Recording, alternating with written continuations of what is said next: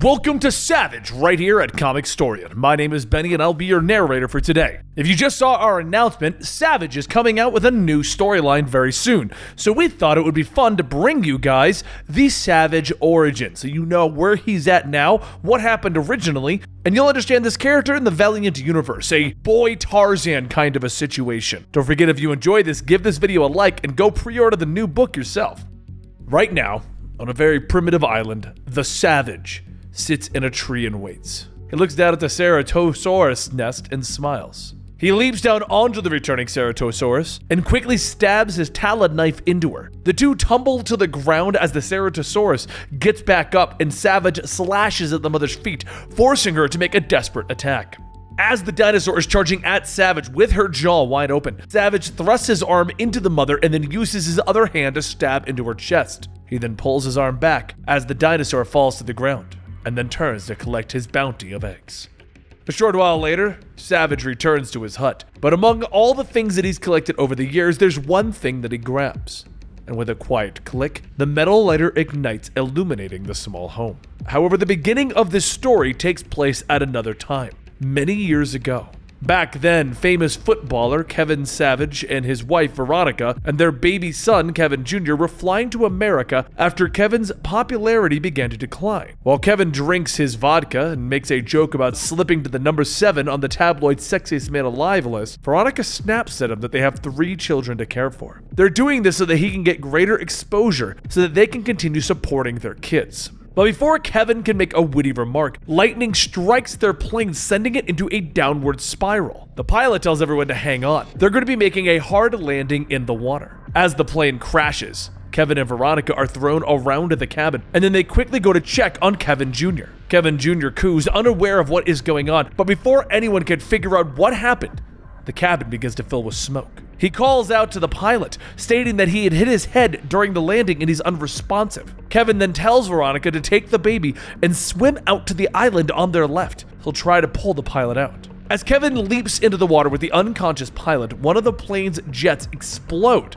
knocking Kevin out. Veronica sets Kevin Jr. down on the beach and then rushes into the water to pull her husband to safety. Once the two of them make it to the shoreline, Kevin begins to cough up the water that filled his lungs and asks if everything's okay. Kevin Jr. coos again, and Veronica says to look at him. He has no idea what happened. Just give her a few moments to catch her breath and they can figure out how to handle this.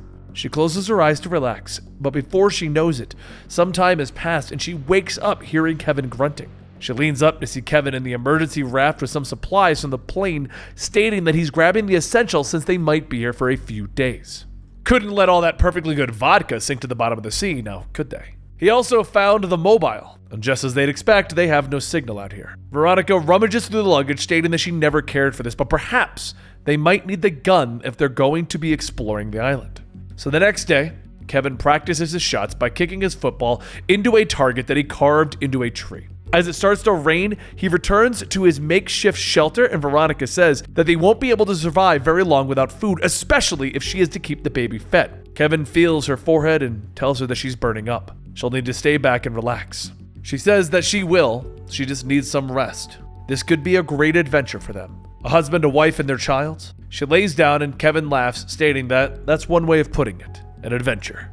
With one last kiss to his wife, he sets out. He spends hours wandering around the island until he comes upon a cliff and he hears a faint clunk as a wrecked ship is washing up on the shore. He quickly runs down, calling out to anyone, but he doesn't get an answer. There's a pungent smell coming out of the boat, so he covers his face with his shirt and he begins to climb aboard. When he gets inside, he finds 3 half-eaten corpses slowly decaying, so he rushes out of the boat and begins to vomit, trying to make sense of what he just saw. He picks himself up to head back to Veronica and the baby, but when he looks up, he sees a large dinosaur stepping out of the bushes. Back in our current time, though, with the young Savage putting the lighter away, he heads back to his sack full of eggs. Before he can get too far into the forest, he hears a twig snapping, and he silently peers through the bushes and sees several dinosaurs roaming the open patch of the landing. Savage gets ready to strike, but then hears rustling from his sack, and he drops the bag, and out of it a newly born dinosaur skitters out. But back in the past, as we go over his origin, Veronica wakes up to see Kevin Jr. playing with his father's football. She reaches out, picking the baby up, stating that his brother and sister must be worried sick. But soon enough, they'll be home and everything will be okay. On the other side of the island, Kevin is slowly grabbing his gun as he climbs back aboard the shipwrecked boat. He pulls the shirt mask back up, and he goes through the cabinets until he finds a first aid kit. He pauses for a moment to try and think of what to do next, but before he can get a clear thought, the dinosaur from outside headbutts the ship, knocking Kevin into the decomposing bodies. He jumps back to his feet, rushing out to try and escape the dinosaur, but the dinosaur lunges and pins him to the ground. Back at the camp, Veronica hears several gunshots and thinks that maybe Kevin found some food to bring back, but not fully knowing what's going on, it's driving her nuts. Later, as the sun is beginning to set, she sits there, and she hears Kevin call out to her. She looks up to see a silhouette, and then the clunk of the first aid kit hitting the ground. She covers her eyes to make out her husband, and when they focus, she sees Kevin standing there, with one of his eyes clawed out and his arm ripped off. He collapses to the ground, and Veronica grabs him, asking, "What happened? What happened?" And by that time, it's too late for Kevin to respond.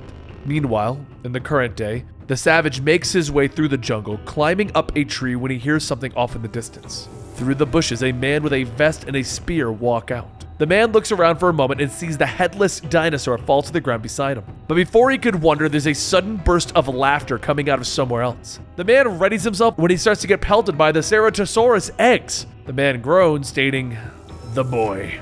And just then, the savage jumps from his perch, slashing into the man. He shouts in pain as the savage is tearing into his arm, and with a quick whip of his arms, the savage uses both daggers to slice through the man's jugular. After hearing the screams, other men from the tribe rush in to see one of their own has been slain and is laying on the ground. And as they take a closer look, they see the headless dinosaur laid out on him. And one of the tribesmen says, "The boy."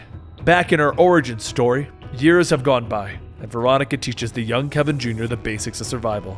She tells him to remember that he must never take things that they have for granted. And Kevin says, "Don't trust things." She smiles, telling him that that's right. "Now let's go before..." But it's at that moment that Veronica quickly covers Kev's mouth and ducks behind a bush. The group of tribesmen start to pass through, and among them is the man that Savage killed in the beginning of this issue. Later that night, as Veronica tries to get the torch ready, Kev asks who were those men, and Veronica says that they don't know, but they don't need to know. The only thing that they have to worry about is that there are things that directly affect them, and they must never engage. And as the two head back to the shelter, Veronica tells Kev to wait. There's something close. The little dinosaurs sniff around the shelter when suddenly Kevin runs in with his spear, yelling, "Shoot! Shoot!" Veronica quickly follows behind him with her torch, scaring off the dinosaurs and grabbing Kevin, shouting, "You can't do that! Even the little ones could!" Kevin asks, "Could what?" Veronica tells him that they aren't supposed to engage, remember? She knows that he's brave, but... And Kev then asks, "Brave like Dad?" And Veronica says yes, just like Dad. Now let's say goodnight to him before we eat. He'd be so proud. The next day in our origin story, Veronica and Kev go back out to the jungle to collect supplies when they stumble upon an old van.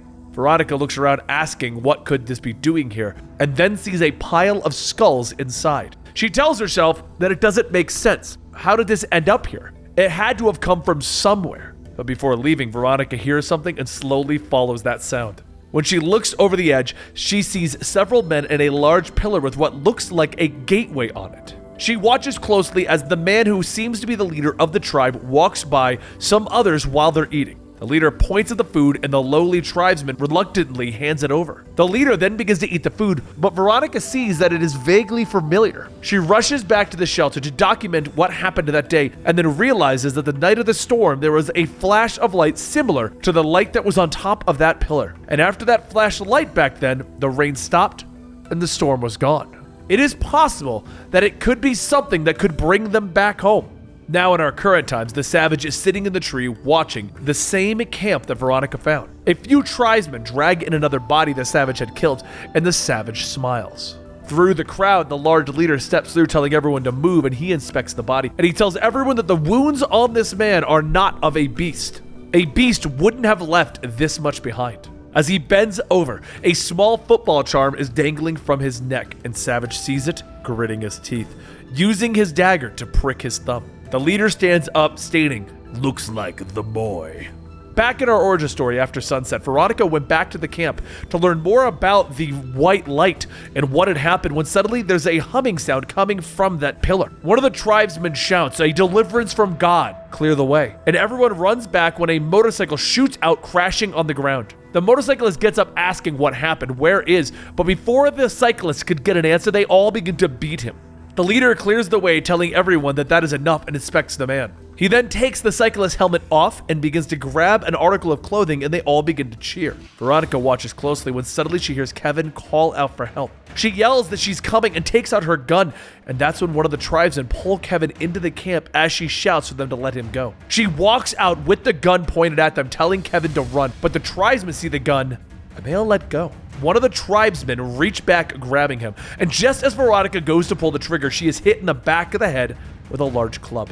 She slowly begins to pick herself back up as a hand grabs the weapon, stating, "I haven't seen one of these in a long time." Veronica tells the voice not to touch her gun, but as she looks up, the gun is pointed at her forehead, and it goes off. She slumps back to the ground, and the hand reaches down, grabbing the football charm necklace from her neck.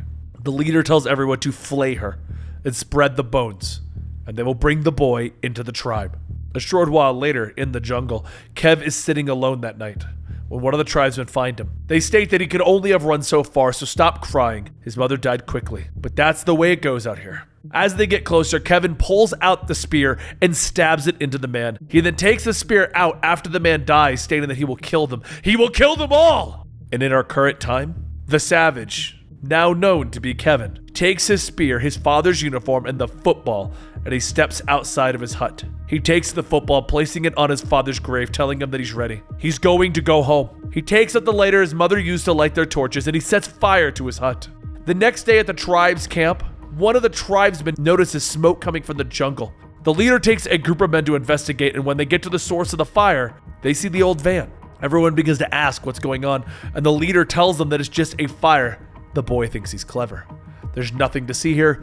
Get back to the yard, everyone. But just up ahead, Kev swings through the trees, dropping little pieces of meat along the way. As the tribe gets back to the camp, they see Kevin sitting in the trees and a group of carnivores staring right at them.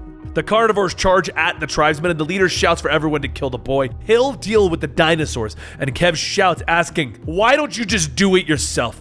The leader pulls his spear out of one of the carnivore's eyes, telling him that this whole thing will end today. So Kev makes his way into the camp, standing before the pillar, stating that this will bring him home. The leader steps out, telling him that he can try. The gate only leads to death. They sit and collect what it gives them, but no one has ever come back from the other side. And Kev begins to state that his mother, but the leader laughs, stating that he remembers her. He killed her, right? It's hard to remember, to be honest. I've killed so many women and pigs.